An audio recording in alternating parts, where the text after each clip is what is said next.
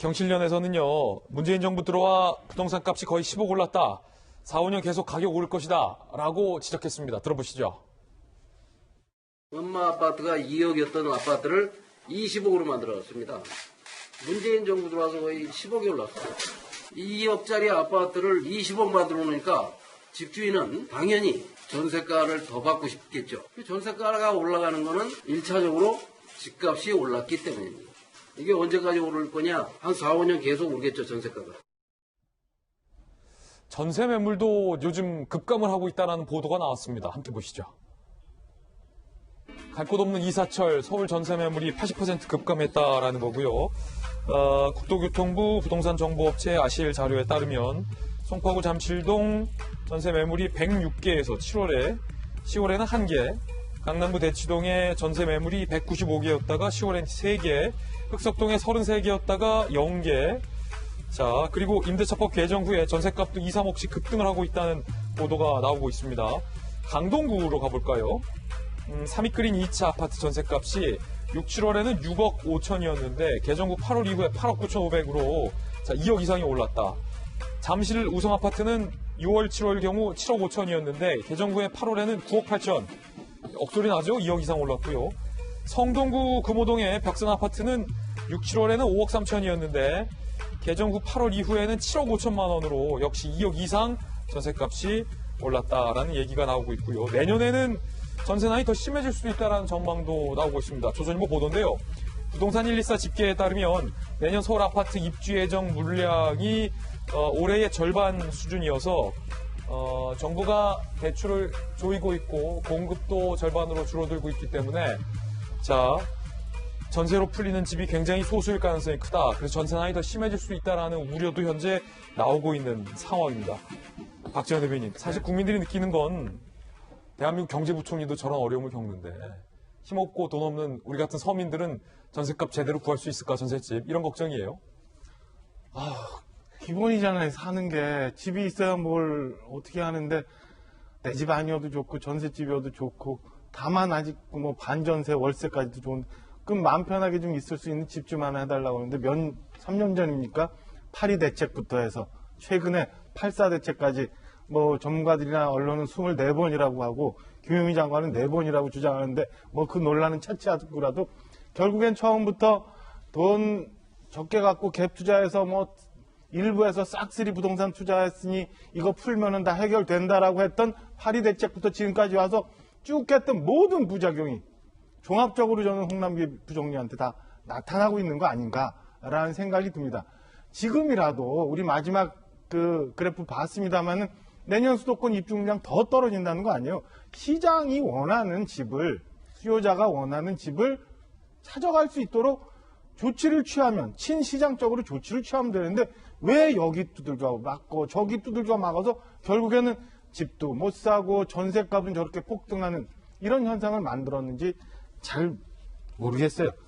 일부에서 뭐 매매 가격이 지금 안정되고 있다라고 얘기는 하지만 제가 볼 때는 그게 아니라 그냥 대출도 막고 청약도 안 되고 이래서 거래 절벽 현상이 일어난 거예요. 지금 안정화가 저는 절대 아니라고 봅니다. 그리고 의왕도 마찬가지 투기 과열지구로 묶어놓은 데는 어찌됐건 대출이 안 돼요.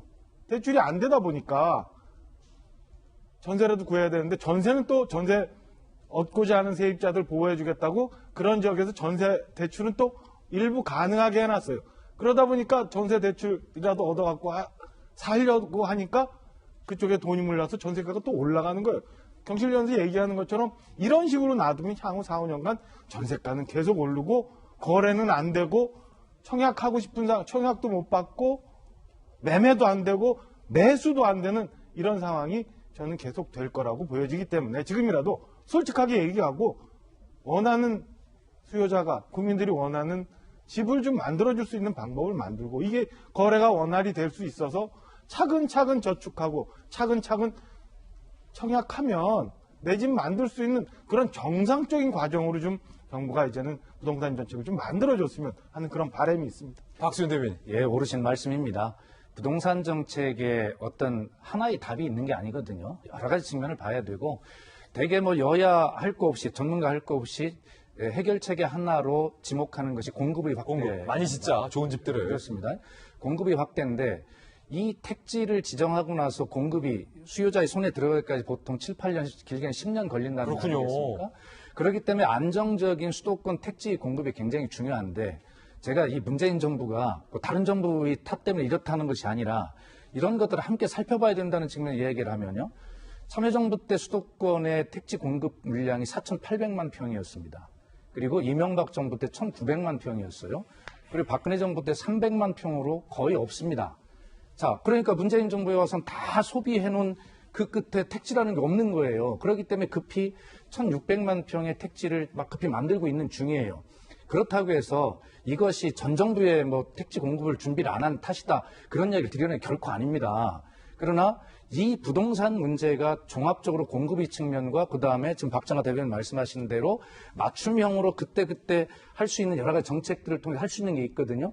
이런 것들을 종합적으로 봐야 되는데 그래서 이 부동산 정책에 정말 양심적으로 결과적으로 보면 우리는 잘했다라고 이야기할 정부는 아무도 없어요. 그렇기 때문에 누가 잘했네 잘못했다가 아니라 역대의 부동산 정책들을 이제는 정책 수단을 동원할 수 있는 게 저는 거의 없다고 봅니다. 어떤 현상이 나면 그때그때 거기서 뽑아가지고 거기서 그 대책을 적용하는 것인데 그래서 이런 공급의 확대나 그다음에 그때그때 맞춤형의 어떤 정책들 그다음에 폭등하는 지역이 있으면 거기에 대한 규제 이런 것들도 다 종합적으로 써야 되니까 그러나 결론은 문재인 정부가 부동산 정책 집권했을 땐 책임인 거죠. 우리 여기서는.